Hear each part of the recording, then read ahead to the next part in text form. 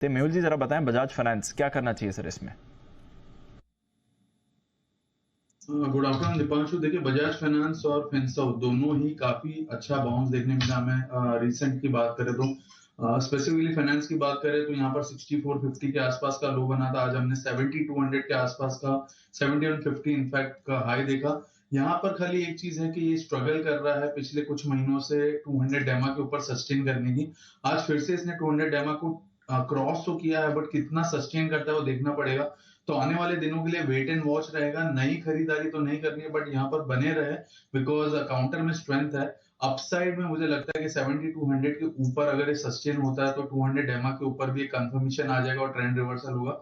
उसके बाद इस स्टॉक में थोड़ा बहुत ट्रैक्शन देखने मिल सकता है up till 7500 7600। So as of now hold की सलाह रहेगी। साथ ही साथ दीपांशु एक बिगुल भी है। बिगुल मेहुल जी के लिए BTS डबल टी का।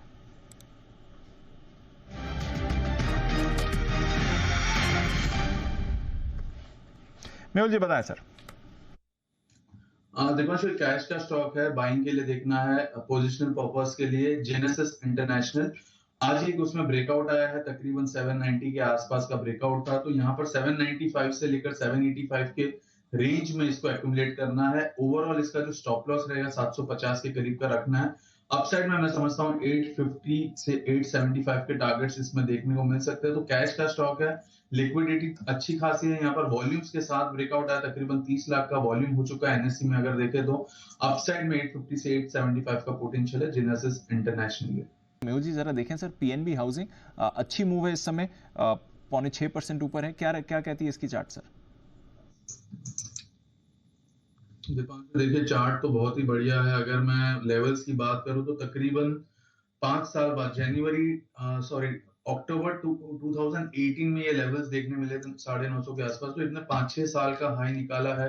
ये जो ब्रेकआउट आया है उसके चलते काउंटर में और भी अपसाइड देखने को मिल सकता है। तो बेचना तो है ही नहीं, कंप्लीटली इसको होल्ड करना है। ओवरऑल जो बेस है इसका डाउनसाइड में तकरीबन 870 या 850 के आसपास का बेस है। तो इसके स्टॉप लॉस आप इसको होल्ड कीजिए। फ्रेश खरीदारी भी कर सकते हैं, बट थोड़ा बहुत मार्केट में क्या है कि ब्रॉडर मार्केट में प्रेशर है, इस वजह से मैं रेकमेंड नहीं करूंगा। बट मार्केट संभलता है तो यहाँ पर और अपसाइड देखने मिल सकते हैं। ओवरऑल यहाँ से जो पोटेंशियल है इस काउंटर का तकरीबन 1100 तक की अपसाइड आने वाले कुछ महीनों में देखने को मिल सकती है। तो 5-6 साल का हाई निकाला, बहुत ही बेहतरीन ब्रेकआउट है, अच्छा है, होल्ड कीजिए। TCS एक बार मेहुल जी से इस पर राय लेते हैं और फिर टेक महिंद्रा कुणाल जी से इसके बारे में पूछेंगे। मेहुल जी पहले TCS का चार्ट देखें सर। हाँ बिल्कुल दीपांशु, देखिए जैसे HCL टेक की बात की वैसे TCS भी अच्छा ट्रेंड दिखा रहा है। यहाँ पर थोड़ा सा एक रेंज में अटक गया है। अपसाइड पर 4560 के आसपास का हाई है। पिछले 4-5 दिन में उसने 3 से 4 बारी वो हाई बनाया, बट उसको क्रॉस नहीं कर पाया। तो यहाँ पर फ्रेश खरीदारी 4560 के ऊपर शॉर्ट टर्म ट्रेडर्स कर सकते हैं। बहुत ही छोटा सा टारगेट और छोटा स्टॉप लॉस रहेगा।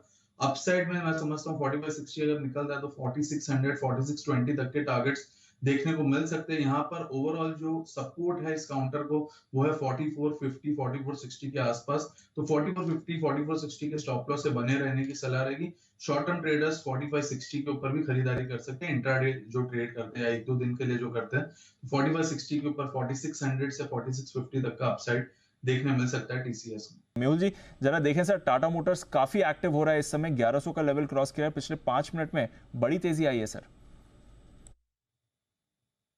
दीपांशु, बहुत ही अच्छा कंसोलिडेशन चल रहा था और आज के सेशन में वो ब्रेकआउट आते दिख रहा है। 1107 के ऊपर वो ब्रेकआउट कंफर्म हो जाएगा। इस ब्रेकआउट के चलते काउंटर फिर से जो उसका रीसेंट हाई था तकरीबन 1136 1140 के आसपास का, उसको रिटेस्ट कर सकता है। सॉरी 1175 का वो हाई है। तो वहां तक का पोटेंशियल निकल के आता है। तो यहाँ पर खरीदारी की सलाह रहेगी, किसके पास है तो होल्ड कीजिए। ओवरऑल जो स्टॉप लॉस है वो तकरीबन आज के लो का रहेगा, दैट इज 1066 है। तो 1065 के स्टॉप लॉस से होल्ड कीजिए। फ्रेश खरीदारी भी कर सकते हैं। 1170 लगता है यहाँ पर आने वाले कुछ दिनों में आ सकता है ये टारगेट। GSPL जरा इसका चार्ट देखें। इस बार कई बार इस पर बात भी हुई है, 420 के लेवल पर इस समय ट्रेड कर रहा है सर। दीपांशु, देखिए काफी समय से ये काउंटर अप ट्रेंड में रहा है और अभी जो हाई बना है ऑल टाइम हाई पे ये काउंटर ट्रेड कर रहा है और ब्रेकआउट आया है तकरीबन 400 के ऊपर ये ब्रेकआउट आया था और उसके बाद एक कंटिन्यूएशन पैटर्न है। तो यहाँ पर बने रहने की सलाह है। ओवरऑल यहाँ पर 450 460 तक का भी पोटेंशियल दिखाई देता है बिकॉज जो रेंज जितनी बड़ी रेंज का ब्रेकआउट आया वो बहुत ही बड़ा था, तकरीबन 300 on the down side and 400 on the upside. तो 100 पॉइंट कंसोलिडेशन के बाद ये ब्रेकआउट आया, तो 450 460 तक का तो पोटेंशियल दिखाई देता है। बने रहिए। ओवरऑल डाउन साइड पे जो स्टॉप लॉस है या फिर एक सपोर्ट की बात हम करें तो 395 के आसपास है, तो इसी स्टॉप लॉस से आप खड़े रहिए। 450 460 पर एक बार फिर से हम रिव्यू कर सकते हैं कि क्या करना है, बट ओवरऑल ट्रेंड बहुत ही स्ट्रांग है, तो होल्ड की सलाह रहेगी। ये मेहुल जी, मनापुरम देखें, अभी अभी एक फ्रेश स्पाइक दिखा रहा है, 15 मिनट से एक्टिव हो रहा था बट अभी अभी एक मूव आई है इसमें सर।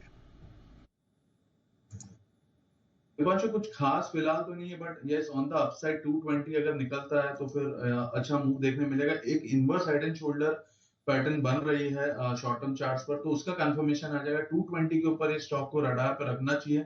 अपसाइड में फिर 230 से 234 तक का देखने को मिल सकता है मूव। डाउन साइड पर सपोर्ट जो है वो तकरीबन 212 213 के आसपास है, तो 220 के ऊपर खरीदारी की सलाह रहेगी। ओवरऑल 230 से 234 तक का अपसाइड एंड सपोर्ट जो रहेगा 212 213 का आप लगा के चल सकते हैं stop loss. Investment in security markets are subject to market risk. Read all the related documents carefully before investing. This data is from our research report coverage.